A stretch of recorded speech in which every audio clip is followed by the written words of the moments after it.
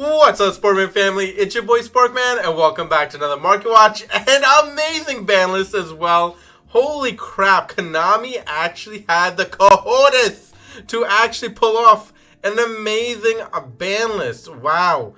I'm not gonna lie, probably one of my favorite ban lists ever. And again, just amazing way of announcing the ban list. I wish there was more hype building up to it even more than just like, the day or two that was leading up to it. I think it would have been an awesome thing, again, for Konami to capitalize on in the future, but still an amazing production in terms of showing us the ban list. It's always fun to do little things here and there to actually, communicate with your audience, communicate with your actual community. And yeah, this is insane. I am in shock. I actually have like no words, to be honest with you, because you know what? I do have words. I'm impressed. I'm impressed with the ban list. There's a lot of things that got hit. There's a lot of things that are going to be affected now going into the upcoming meta. I will say Blue Eyes. Whoo-wee. Oh, Blue Eyes got so strong off this ban list. I cannot wait to see some Blue Eyes topping. Blue Eyes making some big appearances here in the next format.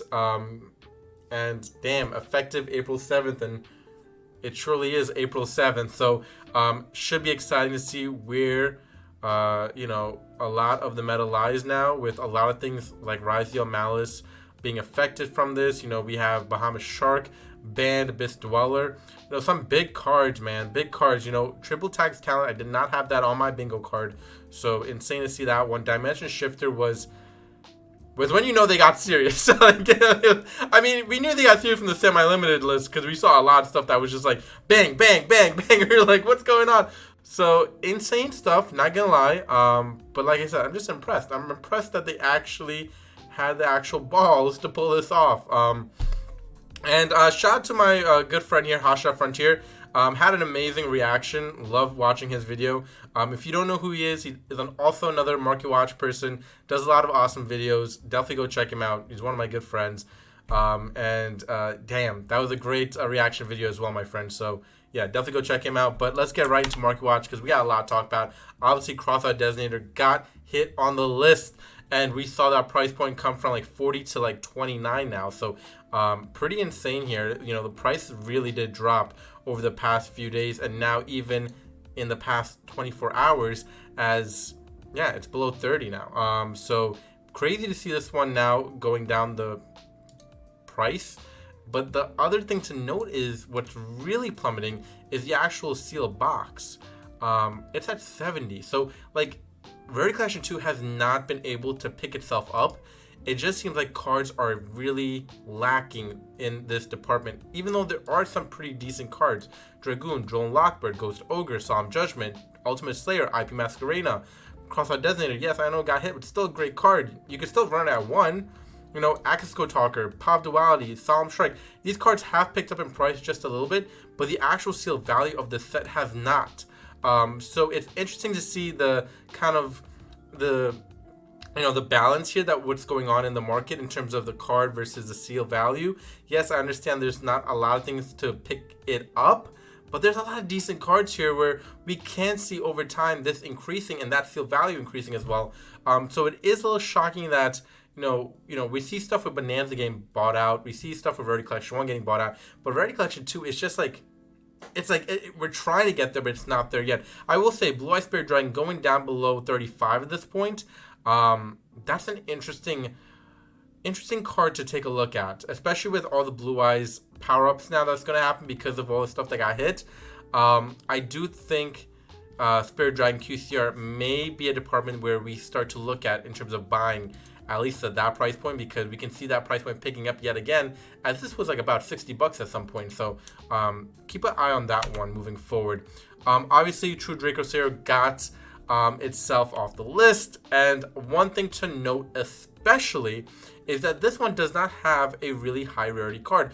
Now, I say that with the knowledge, or really the understanding behind the marketing of Konami, knowing that they most likely in the next few months will probably make this card another high rarity card, whether it be a Starlight Rare, an Ultimate Rare, whatever it may be. they will probably go about making this card another high rarity. The highest rarity right now is your secret rare, and I don't think that will stick for very long. So keep that in mind as you're purchasing into that secret rare copy, as I do believe in the next few months we'll probably see this one get an upgrade as well. So just be careful buying into secret rare. I would play it safe for now, knowing Konami and how they go about upgrading certain cards. Brilliant Fusion. Okay, so this card will be upticking, and I do expect this to continue to uptick, especially now that it's off the list. So keep in mind of this one starting to spike. You're seeing itself already start to spike in the past day, 24 hours, like I said. But expect this one to maybe start creeping its way to 50. I wouldn't be too surprised. It is an older OTS tournament pack, and 31 listings, it seems like a lot. Keep in mind, there's a lot of people that are going to be very, very wanting to play this card, and you just again wanting to pick up this in the highest rarity as well. So be aware of that moving forward. Cyberjar as well. Something to note here, everybody. That price point is friendly, but don't sleep on Cyberjar. It'll definitely go up. Don't sleep on it. Bonfire as well. So now we have this one ticking down since it got hit to the limited list. I don't know if this one will pick back up. We'll see over time, but it's something to note that it is going down pretty heavily right now as well. Tripitaz Town was just a surprise, man. I didn't expect this one at all. And it's pretty much staying stagnant, to be honest with you. Hasn't really gone down too much just yet, but I expect it to start slipping just a little tiny bit in the next few days as well. Crimson Dragon, something to note, everybody, which I'm really surprised about. Yes, I understand the listings have picked up, and that there is obviously a reprint of this card coming out in Stampede, but at $108 is what we're valuing this card to be, especially with Blue Eyes getting a power-up. I don't think this is a correct price, and at 108, I would tell you to buy it, to be honest with you. If you can get an even better deal on this, congrats to you. But let me tell you something, it is definitely not something to sleep on. Yes, I get that Crimson Dragon is going to be very much available as like a platinum secret rare, right? Where you understand that it's going to have those like rarities, in those Stampede, whatever it may be, but it's not a QCR, everybody. And I expect people to still gravitate towards this rarity.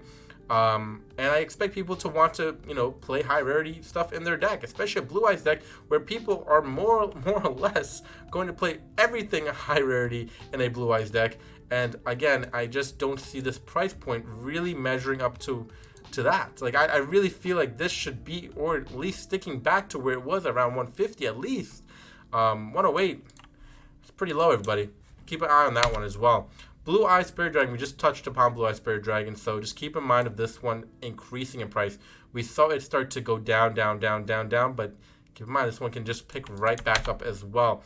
Fiendsmith Engraver, so it didn't hit on the list. It was pretty much bypassed the list. So this now, at I think it was like $29, it's starting to see itself pick back up to 40. Yes, it does have a reprint coming in the newest set, Stampede. So don't, and I say don't, with a capitalization on don't pick this one up at $40-something. Right now, I believe Gamer's Choice had it for like, actually, we can go check, actually. You know what? We should check. Real quick, let's check Gamer's Choice and see what is going on over there. There we go. Let's see what's going over in Gamer's Choice for Engraver real quick, because I feel like we need to take a look. Yeah, like, oh no, I'm sorry. There we go. Fiendsmith Engraver. Let's just do a little copy paste. All right, let's take a look at the Engraver. Yeah, like, look at this, everybody. Yeah, I know it's a super rare, but $5, like, yeah, I would just wait, or just pick it up right now for $5. I probably would not go ahead and pick up the secret rare for $40 when you can probably get the secret rare here, yep, for $10. So that's something to keep in mind. You can get the collector rare version for $15, the ultimate for $10, and the platinum secret rare for $20. So I would go ahead and do this route instead of the other one. That's just my take, but it's up to you really if you want to go and buy more expensive stuff for no reason. Now, Lacrima, the Crimson Tears. This is something I've been telling everyone to get, especially when it was at like $4 or $5 when Rage of the Abyss came out, and this was like really low. Yeah, take a look at the price now, everybody. 31 bucks. It's insane. This one really has picked itself up, and again, I'm not too surprised. I knew this one would get up there in price, and well, hopefully you listened back when Rage of the Abyss came out. All right, something to note, everybody. Obviously, Odon is starting to get some hype and pick up some value as well. I will continue to say it. Do not pick up the collector rare version of these cards. Just get yourself the secret and ultra rare versions of these cards. Again, collector rare is just too much of a risk in this market. I just don't recommend it.